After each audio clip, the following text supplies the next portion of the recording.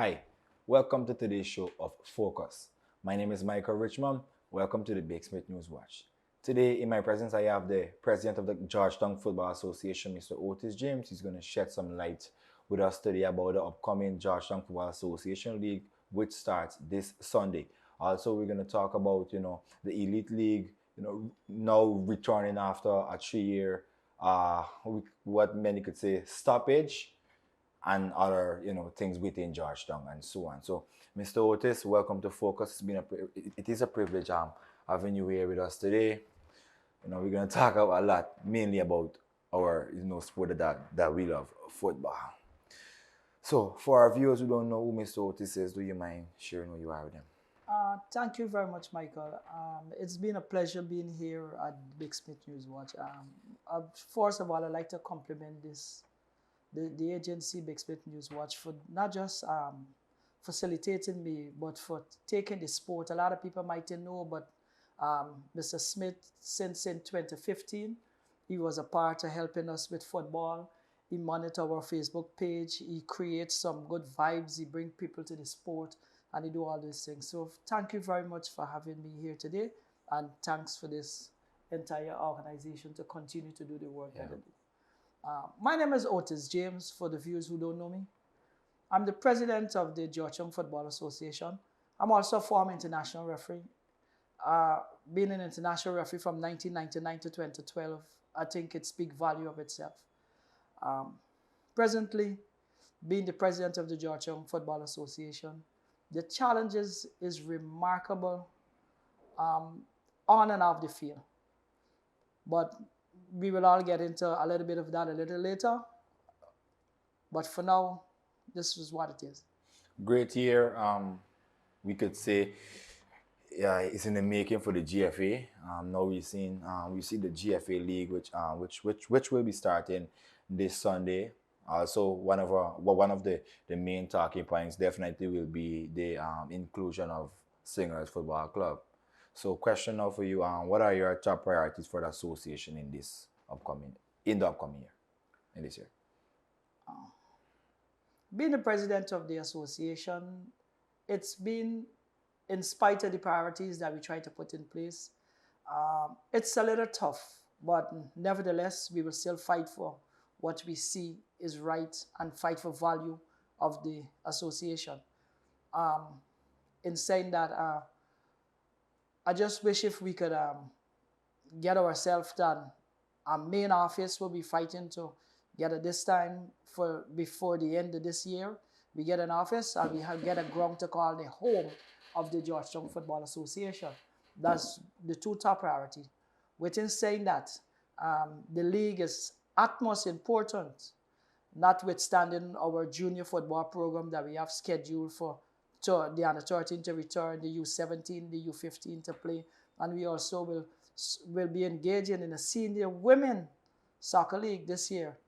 But with the inclusion of Slingers FC into the league, I think it bear a lot of fruit, but it creates a lot of animosity amongst other people within football. I don't know the reason behind it, but probably they have a old saying that what in the dark will come to light. Yeah, definitely.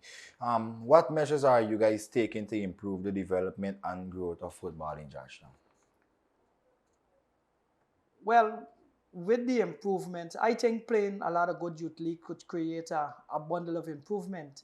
In spite of saying that, with the inclusion of the under 13 that is going on presently, it is break because of common entrance time right now. The under 15 and 17 is because of CXC.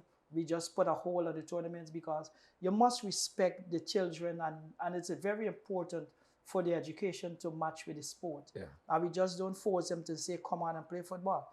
That's one of the reasons it brings me to a point that I get a message yesterday saying that the under 13 continue this weekend. How could we do something like that in common entrance? Is just right here. Yeah. And those are the same kids we want. So I don't know if we really wanted to help to develop these players, or we try to push them aside. In terms of the growth of the sport, the GFA seen like a 10% growth since the last season, when we included like DSK, we bring a new team, the VNGFC. We also bring Black Panther.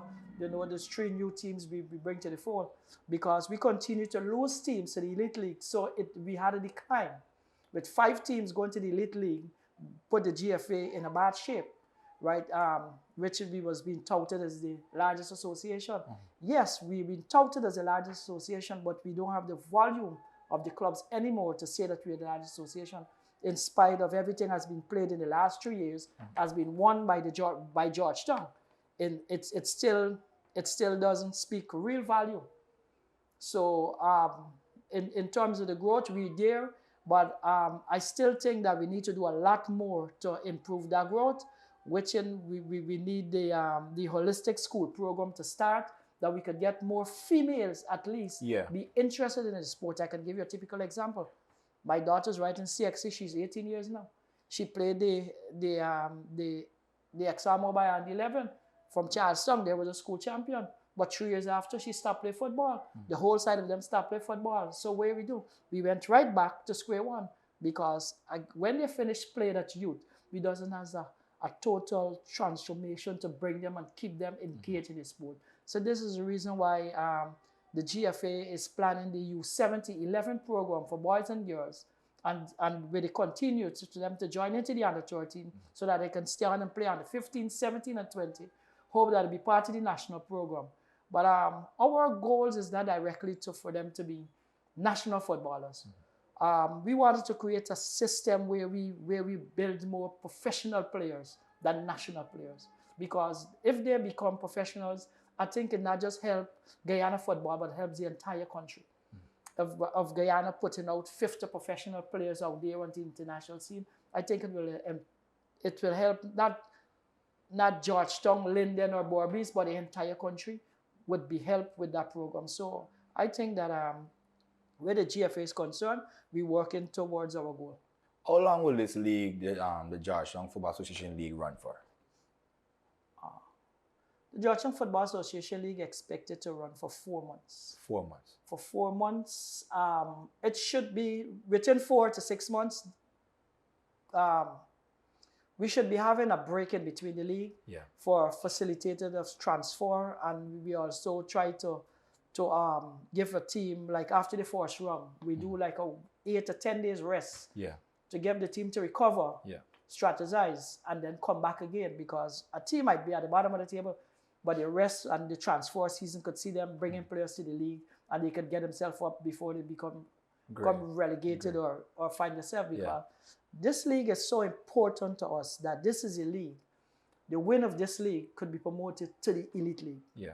So this is how league is important to us. But a lot of local football, enthusiasts question why Slingers is not in the Elite League with a team that is, perhaps many may say is the best team on paper in Guyana. Why, aren't they in the league? But nevertheless, we're going to touch on that in a few moments' time.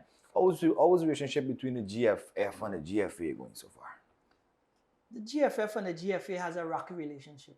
I can say clearly of it, but I can't tell you it's good. I can't say it's great. It's a rocky relationship. Sometimes we send email. We don't get answers. Sometimes we send an email with some little I's and T didn't dot properly. They reply to tell you that you didn't dot the I's and cross the T's. But when you send the important email, like you requesting having a meeting within 24 hours, you doesn't get an answer for it sometimes. Sometimes you get an answer, sometimes you don't get an answer. Sometimes you get a phone call from a junior staff instructing you in what to do. You understand what I'm saying? And when you try to put the pressure on them for them to give you answers, you have to speak to the GS. We got a lot of balloon juice come from the GFF sometimes, that it's amazing that that we still have an executive body in place because of the things that you see come out of the GFF sometimes. Typical example, night before the last, as I get home, I sent a WhatsApp message asking for a meeting last night at 7 o'clock. You mean to tell me, man? These people, these are paid staff.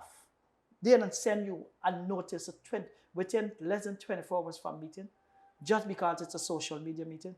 Come on, man. We got to do better than that. I reply to it. I tell them we need to do better than it. Why should we? Why do we have to give people notice in 24 hours?